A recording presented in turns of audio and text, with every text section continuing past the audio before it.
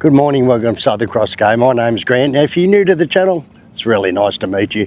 Now, today we're going to talk about social media and digital nomads and how I think it's ruining Indonesia and Bali, not just Bali, all the tourist destinations around, everywhere, especially in Asia, Thailand, Vietnam, and Bali especially.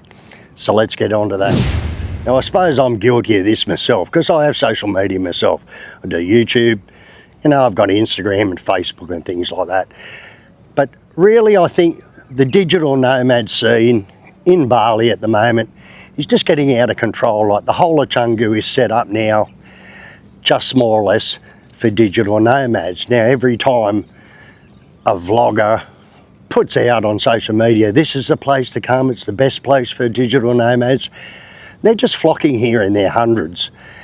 And what it's doing now, all these young kids and that down around Canggu and places like that, they actually think that having an ice bath and playing paddle, racquetball or whatever it is, and doing yoga and going to the gym and eating a smoothie bowl, that's the sort of thing that they think is the culture in Bali. But really, that's nothing like the culture in Bali, and it's sort of destroying the area. What they're doing is flocking in their hundreds. Now, a lot of these young digital nomads, they're not just doing like YouTube, they're actually working online remotely, for businesses and whatever, and they're making big money. A lot of them are making like 10 to 20 grand a month, just working online. And since COVID, seemed all the offices was closed, and around the world, people are allowed to work from home and on the internet.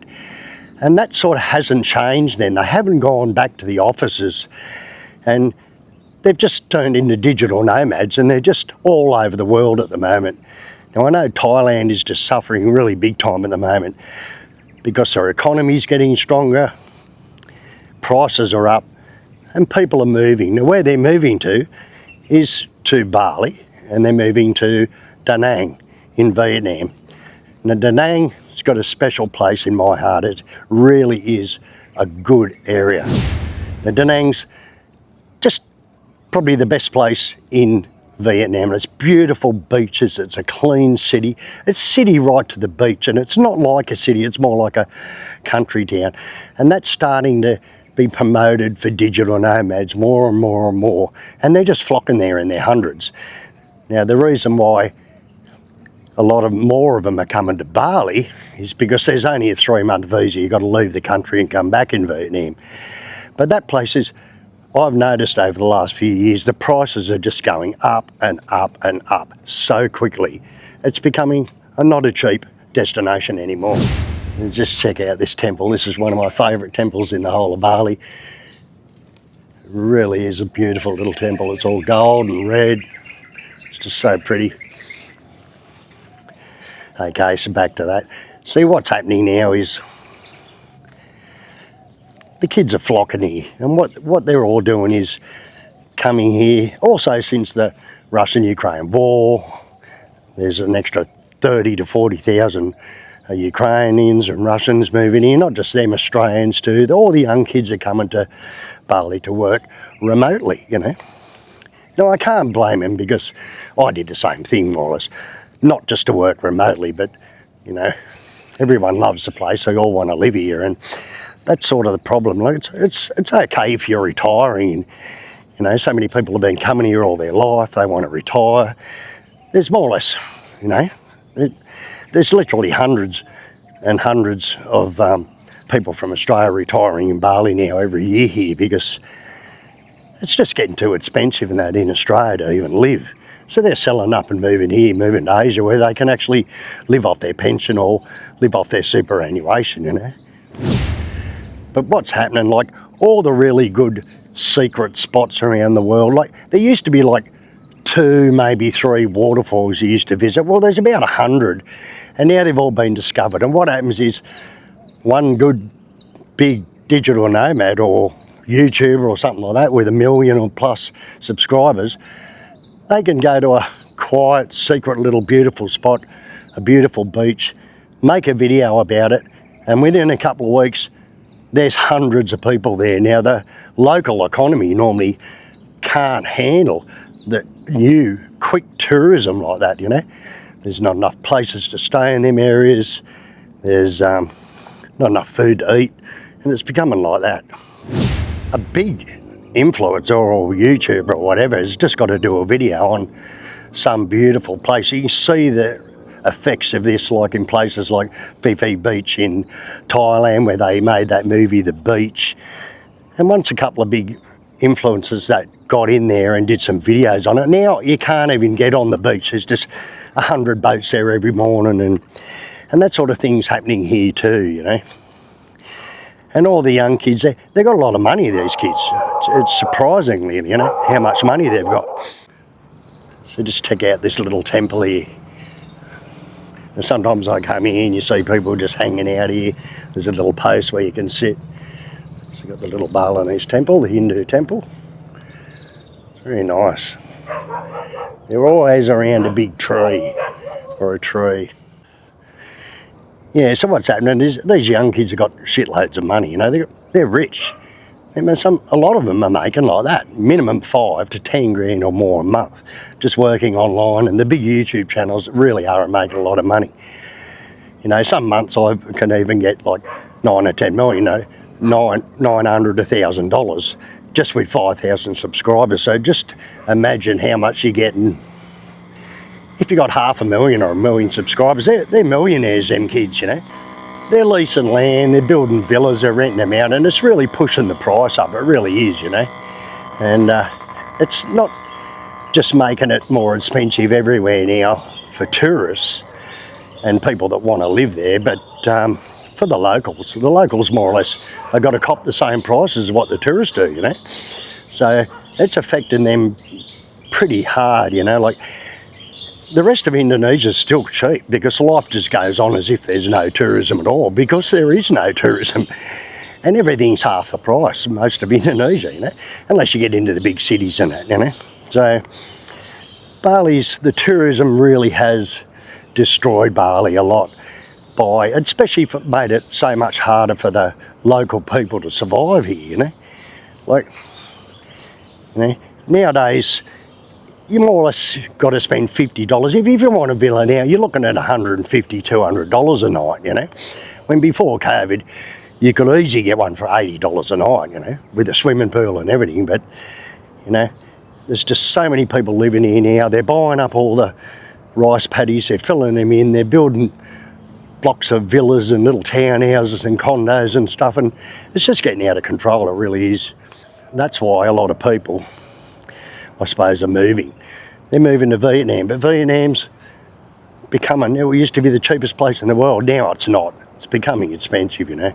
Even Cambodia and Laos is starting to become expensive now. As Thailand's economy grows and everyone's moving to Vietnam, a lot of digital nomads are moving there because it's set up, and there's more and more of these workspaces and that getting set up. Like, you go down Chengdu, there's about 20 workspaces and they're all digital nomads in there, working in there, you know. Like, you know, it's becoming to the point where that whole area is just pushing the whole prices up in Bali everywhere. Now, you can't blame them because it's a good spot and everyone wants to come here, but I'd say Bali, Da Nang, you know, Hue Hin and Pattaya and that in Thailand, soon, you know, their economy is getting stronger. More and more Westerners are going there. The tourism's pushing the prices up there too, and yeah, soon they won't be cheap destinations anymore. I've noticed it while I've been living here, especially from before COVID till now. Like, everything's at least doubled in price really everywhere, especially in restaurants and hotels and things like that, you know. So Bali's becoming sort of a bit of an expensive tourist destination. It's all right if you're just coming for a week or a couple of weeks or something, but if you want to live here, it's starting to get harder and harder all the time. So I suggest, while you're here, get out of Legian, get out of Seminyak and Kuta and Sanur, and go and stay in little different areas around Bali. Like, Bali isn't really that big an island. You can go anywhere in less than a day or half a day. You can drive anywhere on the island. So, like, there's heaps of good little villages with a few cheap accommodations still, and support other areas of Bali where they need it, you know. And just so many people come here, and they've been coming here for years, and really they think they know Indonesia and they know Bali, but they just don't. Most of the time they're just hanging around the tourist areas and, you know, eating in fancy restaurants and sitting in the bars and stuff like that, and they don't really do much. They might go to Kintamani, they might go to Ahmed, and that's about all they've ever done, you know. So my suggestion is, if you're here and you're living here or whatever, or just coming here for a holiday, you know, move around, check out the place, you know, support the rest of the small little villages and that really need it, because you'd be surprised up in the villages how hard the people really are doing it. They're doing it really hard, you know. That's why all the young kids, when they finish school, they come down to the Kuta area looking for work, because that's where the tourism is, that's where the jobs are. And that's up to them then to support the elders in their family, help support their parents and their grandparents and stuff like that, you know. A lot of younger people that have got kids, they leave the kids with the grandparents, so it's pretty common that the grandparents sort of raise the kids while their kids are off working down in Kuta, and they just go home over the weekend, you know. So life's not easy here, not at all. But anyway, that's just a little bit to think of. I know I'm raving on a bit, but I can really notice it, because I've been here that long. Over the years, you really do get a picture of what's happening and how that the tourism has destroyed the island, you know. Like, hasn't completely destroyed it, it's still good, but, you know, it's definitely affecting it a lot, to the point where it's just getting out of control, expensive and over busy, and there's so many tour guides and drivers on the road, you know. The roads are crowded, and yeah, it's not the destination that it used to be, but it's still worth coming to. So don't forget, come to Bali, support the locals. Anyway, like I said, I'm raving on. But anyway, if you like that video, I'm just dribbling on about my thoughts on the whole situation, you know, with the digital nomads, and how when they post things online that hundreds of people can just flock there, like within a week, you know. And it really is destroying, you know, areas, really good, hidden, beautiful areas all around the world. I suppose the same thing's happening.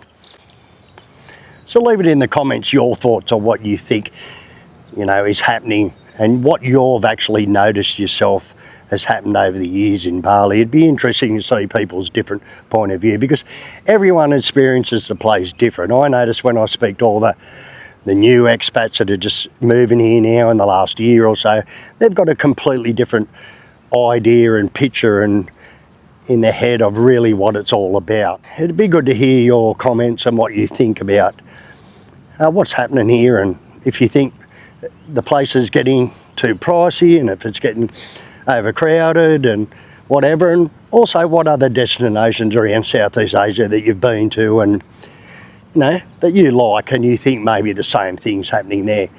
I'd like to hear that in the comments. And when people are bringing in this high-end type tourism areas, you know, by making fancy gyms and really fancy restaurants and big condos and stuff like that, what's happening is, you know, it's just taken the original culture of the bamboo and the grass roofs and things like that. People, what originally they really come to Bali was to go surfing, and now you can't even go surfing because there's like 1,000 surf schools on the beach, and it's just that busy that you can't even get a decent wave anymore, you know. It's becoming like that. Tourism has become too much here, really, and too quickly, you know. So, and a lot of it's the foreigners that are the fault for this, because they're the ones bringing in millions and millions of dollars and developing in a place very quickly. The locals just always develop but slowly under their own pace. As they got some money, they build an extra room to rent and things like that, you know. Like, it was a very cheap destination, and it's nearly gone. It really is, you know. Like what I see that on social media and YouTube and that of all these young vloggers, what they think is cheap isn't cheap at all. It's expensive, and they think it's normal, and so they're paying that price. And what happens over time is, when you're paying more, it's like if you tip. A lot of people come throwing around tips. They're giving $5, $10 tips all the time when they go out to eat. And after a while, the locals sort of inspect it and they think, well, if they're paying that and they're tipping like that, we'll just put the prices up. And it really does affect the place. So I'm not saying not tip, but don't give excessive amounts, you know, for no reason, just because you've got the money. Because in the long term, it affects everyone, right down to the locals. And they're the ones that feel it the most, because the tourists are just here for a short time, or the young digital nomads with shitloads of money. They don't care what things cost, they just pay it, you know. So, yeah, you've got to look at that side of it. Now, these digital nomads that are the big ones, that are big influencers, like Instagram posts and TikTok posts and YouTube videos that are going to these beautiful untouched spots. And just, like I said before, you can just have 5,000 people turn up in the next few weeks at that one spot. And the local, you know, accommodation, the food, the warungs and everything, they just can't handle it, mate. They can't handle it. And people don't, you know, appreciate the Balinese people and their culture as much anymore. People are coming here and acting like they're in their own country, you know. They're wanting to change things to the way it is, where they come from, and that's why they left their own country, is for something different, you know. So you've got to respect their culture and try and keep it intact a little bit, you know. I think Bali, definitely with the over-tourism, is losing its culture, and fairly quickly, you know. There's not as many paintings and wood carvers and jewellery makers and things like that anymore. They're still there, but most of all the kids now, they just come to Kuta or whatever, or somewhere, and work with the tourism sector, and that's helping lose their culture a little bit. So,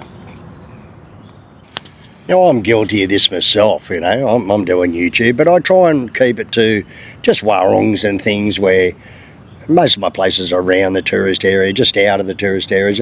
They're just little warungs and stuff, and things that people sort of already know about. So if you've got any secret spots and you're a digital nomad, try and keep it a little bit secret. It's all right, the ones that are already on the map.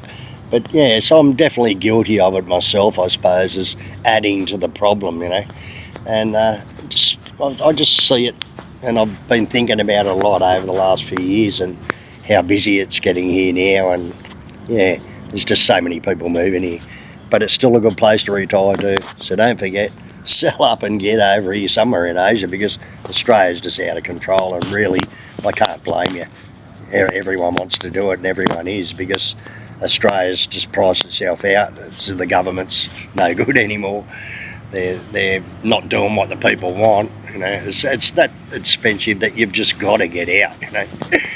So, if you're around my age, mate, sell up, get your super, sell your house. Or if you've got a couple of houses, sell one. Go travelling while you still got a bit of life left in there, you know. So anyway, if you like the video, you know the drill, thumbs up and all that. I'll see you on the next video.